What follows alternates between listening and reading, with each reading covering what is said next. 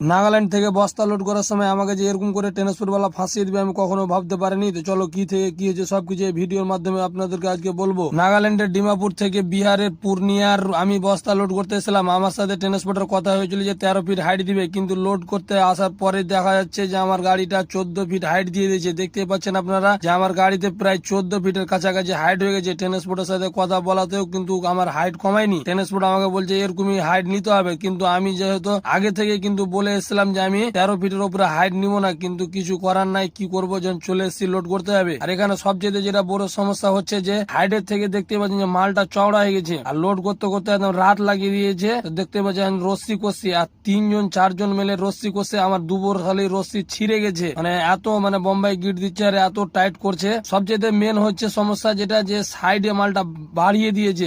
এমন লাগছে যে তো যেগুলো বিড়ির গাড়ি হয় বিড়ির গাড়ির মতন করে। দেখতে পাচ্ছেন যে 4 জন একদম দিকে হচ্ছে তিরপালও কেটে যাওয়ার চান্স আছে। কাটছে কি কাটছে না সেটা দেখতে পাচ্ছি না, পরেই বুঝতে পারবো। 14 ফিট হাইট হয়ে গেছে, জানি না আসাম বর্ডারে কি হবে। এখন তো এমনিতে আসাম বর্ডারে যত ঝামেলা চলছে আর এমনিতে আমার 14 ফিট হাইট আছে এবং সাইডে বেড়ে আছে। তো যাও কিছু করার নেই, এরকম করে বেরিয়ে গেলাম। তো কন্টিনিউ 5 ঘন্টা গাড়ি চালার পর আমি চলে আসলাম তেজপুর ব্রিজ, তেজপুর বড় ব্রিজ। তারপর যা হোক এরকম করতে করতে কন্টিনিউ আমাকে সারা রাতে এখন গাড়ি চালাতে হবে, তাহলে আমি বর্ডার ঢুকতে পারবো।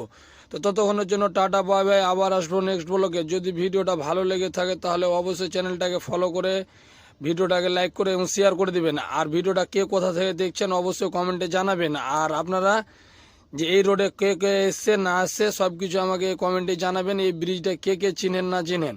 ততক্ষণের জন্য টাটা বাই বাই, আবার আসছি নেক্সট ব্লগে। Okay bye.